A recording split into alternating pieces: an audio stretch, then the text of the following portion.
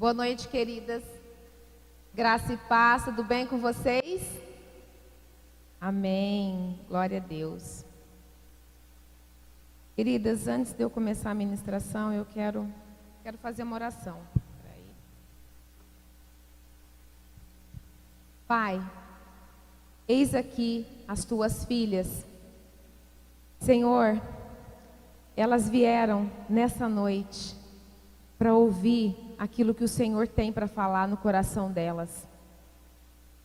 E eu sei que o desejo do teu coração, e esse é o desejo do meu coração também, que o Senhor vai de encontro com cada necessidade, com cada pedido, com cada clamor, com cada lágrima. Senhor, visita as tuas filhas nessa noite e faz o sobrenatural na vida delas. Promova, Senhor, um crescimento saudável em Ti, firmado na Tua palavra. Senhor, abrace cada uma delas e revela o Teu amor de Pai. Em nome de Jesus. Amém. Queridas, o tema desse culto Elas é crescer. Então vamos nos preparar para crescer e para amadurecer, porque nós não temos mais tempo para ficar tomando leitinho, nós não temos mais tempo para ficar engatinhando espiritualmente. Eu quero começar te dizendo que nós somos um ser trino. O Senhor nos criou corpo, alma e espírito. Nós somos um espírito que temos uma alma e habitamos temporariamente num corpo. O físico é aquela parte que se conecta com o mundo através dos 5 sentidos. A nossa alma são as nossas emoções, a nossa mente, o intelecto, as nossas vontades, tudo isso é alma. E o nosso espírito é aquela parte que se conecta com Deus. E o desejo do coração do Pai é que nós venhamos crescer nos 3 níveis. Porque se uma parte cresce e a outra não acompanha o crescimento da outra parte, essa parte que não está acompanhando, ela se torna deficiente.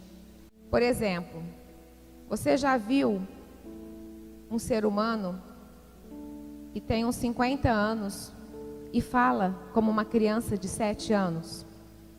Ou um outro ser humano que tem a mesma idade e que tem atitudes e comportamentos de um adolescente de 15 anos? Quando você vê algo parecido com isso, você logo percebe que essa pessoa está deficiente. No primeiro exemplo, ela está deficiente física, e no segundo exemplo, ela está deficiente emocional. Um cristão que passa anos na igreja e não sai do lugar, a vida não tem transformação, não tem mudança, significa que essa pessoa está deficiente espiritual. Mas o Senhor, Ele quer mudar isso. Porque, como eu disse, a expectativa dEle é que nós venhamos crescer. Não só no físico, mas nas emoções e também no espiritual. Nós temos na palavra de Deus um exemplo clássico de uma pessoa que cresceu dessa forma, que é Jesus. Eu quero ler para vocês Lucas 2:52, que diz assim: Jesus ia crescendo em sabedoria, estatura e graça diante de Deus e dos homens. Mas você pode me perguntar, o que impede o nosso crescimento emocional e espiritual? Eu vou te contar uma história. Satanás, o inimigo das nossas almas, não quer que nós venhamos crescer e nos desenvolver. Por isso, ele trabalha nos ferindo o quanto antes, de preferência quando nós somos concebidos no ventre das nossas mães, usando pais e mães para nos ferir com a rejeição. Depois, quando essa criança nasce, ele continua usando os pais no abandono físico e emocional. O abandono físico é aquela mãe que decide não querer aquela criança e doa. O abandono emocional é aquele que essa mãe precisa deixar o filho, ainda muito pequeno, com pais, com parentes ou numa creche, porque ela precisa trabalhar. Isso é um abandono emocional, porque a criança ela precisa de carinho, ela precisa se sentir amada. E depois essa criança vai crescendo e Satanás, ele usa pessoas para molestar, para abusar, para violentar sexualmente. São formas de abuso sexual. E essa criança vai ficando marcada, com feridas na alma. Aí, ela entra na escola. E aí ele continua usando professores para abusar da autoridade. Usa colegas para zombar, para expor essa criança à vergonha, à humilhação. E essa criança continua crescendo. E quando se torna um adulto, ela percebe, ela olha para a vida dela e ela vê que nada dá certo. E ela começa a manifestar alguns tipos de comportamentos, como depressão, ansiedade, medo, insegurança. Ela casa, muitas vezes o casamento não dá certo.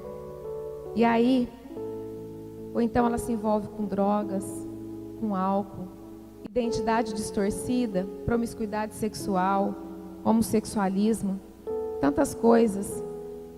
E baixa autoestima. E aí, ela decide buscar o Senhor. E ela vai para a igreja. Ela vai para a igreja com aquela esperança de que as coisas vão mudar. Mas ela começa a ficar na igreja, começa a se envolver com o pessoal da igreja. Mas chega uma hora que ela olha para a vida dela e vê que não tem mudança. Que a vida dela continua girando em círculos. E aí, ela começa a questionar o Senhor. Muitas vezes ela culpa o Senhor dos seus problemas. E quando ela chega na igreja, começa a acontecer algo ainda mais sério. Ela chama Deus de Pai, mas ela não vive essa paternidade espiritual. Porque ela foi tão ferida com o pai terreno. Ela foi tão machucada com aquele pai que ela conhece, que ela pôde tocar. E ela inconscientemente, ela transfere aquela paternidade biológica para a paternidade de Deus. Então ela até chama Deus de Pai, mas ela não tem a revelação de Deus Pai. E aí, as coisas não caminham. Por quê, queridos, queridas? Se você tem uma orfandade espiritual, muito provavelmente você vai ser uma pessoa insegura, uma pessoa medrosa, uma pessoa cheia de ansiedade, de depressão, porque você não consegue confiar.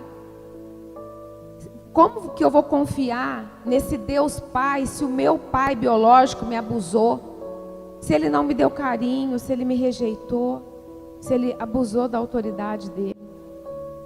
Você pode até não falar, às vezes você nem sabe disso, mas você manifesta essa atitude, porque no seu inconsciente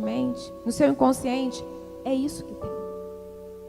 E você precisa ser curada para que você possa crescer, para que você possa experimentar qual é a boa, perfeita e agradável vontade do Senhor, para que as promessas do Senhor se cumpram na sua vida, porque o Senhor, Ele é um Pai de amor, Ele é um Pai perfeito. E muitas vezes Ele não te entrega aquilo que você tem buscado, porque você não está pronta para receber. E Ele é Pai, e Ele sabe se Ele te der na hora errada, isso vai virar maldição na sua vida e não bênção. E Ele não quer isso, mas você não entende, porque você foi tão marcada com as feridas, que você simplesmente, é mais fácil culpar o Senhor, questionar, do que buscar as causas que te impedem você de crescer. O nosso crescimento, queridos, está totalmente ligado às promessas do Senhor. Olha o que diz em 1 Samuel 3:19. Enquanto Samuel crescia, o Senhor estava com ele e fazia com que todas as suas palavras se cumprissem. Queridos, o Senhor espera que nós venhamos crescer, para que Ele possa cumprir as promessas dEle nas nossas vidas. De repente você pode me perguntar, mas se eu não estiver crescendo da forma que eu deveria crescer, o Senhor então não vai estar comigo? Queridos, não é isso. O que acontece é que quando uma pessoa é ferida na alma, ela peca, ela abre brechas de pecado. E os pecados dão legalidade para Satanás agir na vida dela. E essa pessoa, ela se torna vulnerável e uma presa fácil para Satanás. E um abismo vai puxando outro abismo. E a mente dessa pessoa acaba ficando cauterizada, impermeável.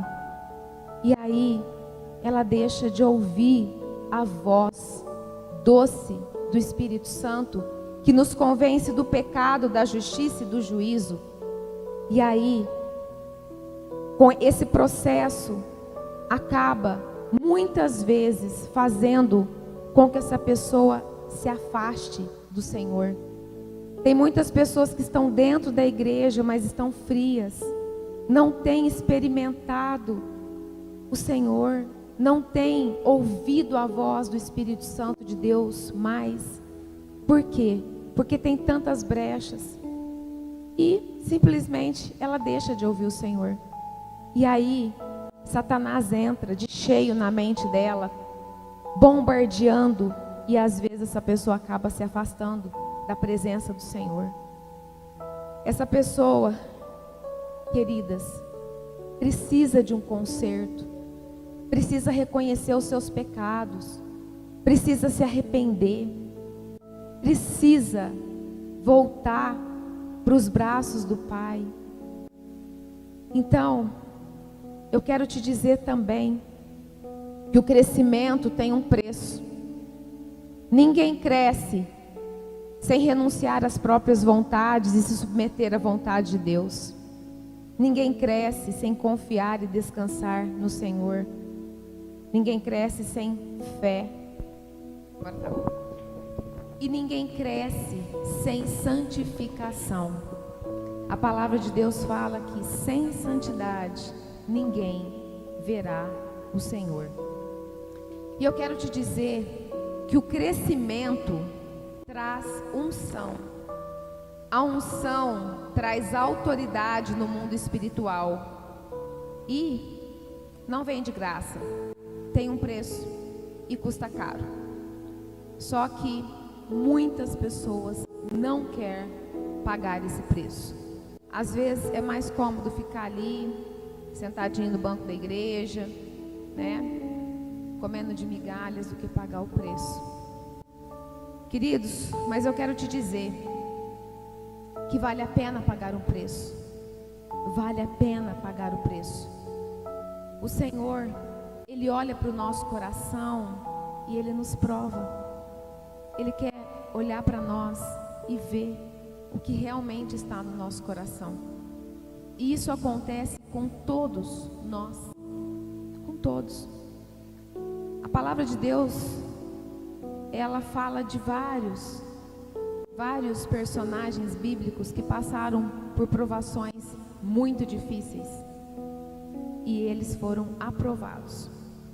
E o Senhor faz, ainda nos dias de hoje, isso comigo e com você.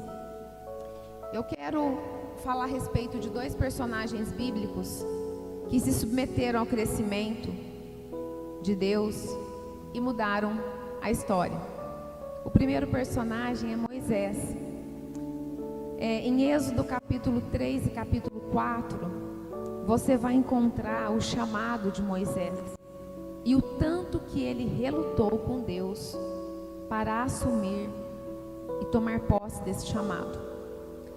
Eu vou ler só um trechinho para não ficar muito longo. Então, em Êxodo 3, 9 e 11 diz assim: E agora, eis que o clamor dos filhos de Israel é vindo a mim, e também tenho visto a opressão com que os egípcios os oprimem.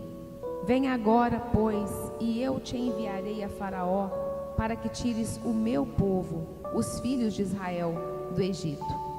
Então Moisés disse a Deus: Quem sou eu que vá a Faraó e tire do Egito os filhos de Israel? Depois que o Senhor revela para Moisés o chamado dele, Moisés reluta muito, porque Moisés ele tinha um problema de identidade. Ele fala aqui: quem sou eu que vá a Faraó e tire do Egito os filhos de Israel? Quem sou eu? Imagina, Deus, quem sou eu para evangelizar, para pregar? Quem sou eu? Você é aquele que o Senhor chamou. Você é aquela que o Senhor chamou. Se Ele te chamou, Ele vai te capacitar. Mas, dando sequência aqui na história de Moisés, ele tenta convencer o Senhor de todas as formas que ele não era a pessoa adequada para cumprir aquela missão. E o Senhor, o próprio Deus, ministra na vida de Moisés e restaura a sua identidade.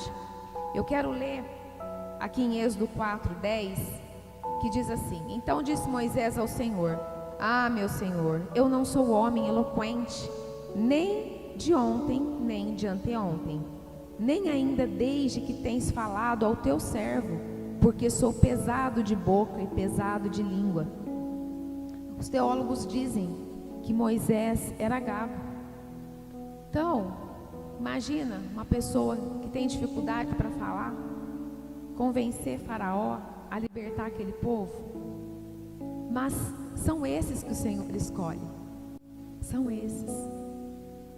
E o Senhor mostrou ali, né, os poderes, deu o bordão, a vara, e nem assim estava convencendo Moisés. Mas o Senhor, Ele não perde uma batalha, e quando Ele nos escolhe, Ele nos capacita. E Moisés se submeteu à vontade de Deus, à vontade do Pai. E Moisés foi o maior libertador da história. E agora eu também quero falar um pouquinho a respeito de Davi. Davi foi ungido rei ainda menino. Ele era um adolescente. E mal sabia ele o caminho que ele teria que percorrer até tomar posse da coroa. E num momento de fuga de Davi, para não ser morto por Saul, ele se deparou na caverna de Adulão. Eu quero ler para vocês 1 Samuel 22, 1, 2, que diz assim: Então Davi se retirou dali e escapou para a caverna de Adulão, e ouviram-no seus irmãos e toda a casa de seu pai, e desceram ali para ter com ele. E ajuntou-se a ele todo homem que se achava em aperto, e todo homem endividado, e todo homem de espírito desgostoso, e ele se fez capitão deles, e eram com ele uns 400 homens. Queridas, a caverna de Adulão é lugar de gente doente, mas também é lugar de cura, porque daquela caverna, homens se tornaram guerreiros para abater o inimigo. Eu não sei o que você viveu, eu não conheço a sua história, não sei nada de você, mas o Senhor sabe de todas as coisas. O Senhor sabe o que você está passando, o que você já passou, e Ele sabe também a razão e o propósito pelo qual Ele deseja que você seja curada, liberta, restaurada, restituída, que você venha crescer e amadurecer, para que Ele possa te usar dentro do propósito que Ele já estabeleceu para você. Eu quero te dizer que entre o nascimento espiritual e o crescimento e a maturidade, tem um longo caminho a percorrer. Existe um processo. O Senhor, muitas vezes, Ele age automaticamente. Ele faz dessa forma também. Ele faz, aliás, da forma que Ele quiser. Mas Ele usa os processos, porque são nos processos que Ele nos ensina, são nos processos que Ele nos capacita, e normalmente Ele nos usa aonde nós tivemos as feridas mais doloridas. E quando nós temos uma experiência vivida e o Senhor coloca alguém para que nós venhamos ministrar, fica fácil, fica muito mais fácil, porque você já passou por aquilo, você já percorreu aquele caminho, então você consegue ir até o nível que aquela pessoa está, e ela se identifica, e o Senhor, através da vida de cada uma de vocês, Ele vai usar para que essas outras vidas sejam restauradas, curadas, libertas. O Senhor, Ele poderia fazer da forma que Ele quisesse, mas Ele escolheu usar a instrumentalidade de homens e mulheres aqui nessa terra. Então, se vocês estão aqui hoje, é porque o Senhor tem algo com vocês. É porque o Senhor quer fazer algo a mais na vida de vocês. Então, abra o coração para aquilo que o Senhor tem para fazer, porque o Senhor é um gentleman. Ele não invade. Quem arromba, quem vem para matar, roubar e destruir, é Satanás. O Senhor não. O Senhor chega como um cavalheiro e Ele pede licença para entrar. E para que vocês voltem para casa com algo a mais, para que vocês voltem para casa transformadas, precisa haver esse coração disponível para o Senhor entrar. As feridas da alma, quando elas vão ser curadas, muitas vezes, na maioria das vezes, elas doem muito. Porque você pode imaginar uma ferida física, quando você trata ela de qualquer jeito, ela cria uma casca, só que quando ela não é curada, embaixo daquela casca fica inflamado, né? Vai formar um pus, e aquilo fica doendo. E se você quiser parar, né, com que pare de doer, você vai ter que fazer o quê? Você vai ter que ir no médico, o médico vai arrancar aquela casca e vai drenar aquele pus. E aquilo dói demais. Só que depois que passa aquela fase da dor, o que vai acontecer? Aquela ferida vai cicatrizar. E aí você vai olhar para aquela ferida e você vai ver uma marca. Você vai lembrar do que aconteceu para que aquela ferida existisse, para que aquela marca, para que aquela cicatriz estivesse naquele lugar. Mas vai ser só uma lembrança de uma marca. Não vai vai doer mais. E é assim que o Senhor nos faz. Então, muitas vezes, você vai ter que lembrar de coisas que você não gostaria de lembrar. Você vai ter que viver coisas que você não gostaria de viver de novo. Mas é preciso. Você pode me perguntar, pastora, como que eu resolvo isso? Em primeiro lugar, você precisa liberar perdão para aquelas pessoas que mais te feriram. E normalmente, as pessoas que mais Satanás usa para nos ferir são as pessoas mais próximas de nós. Porque uma pessoa que você não tem muito contato, vai embora, você perde o contato, fica muito fácil. Mas ele escolhe usar as pessoas mais próximas para nos ferir.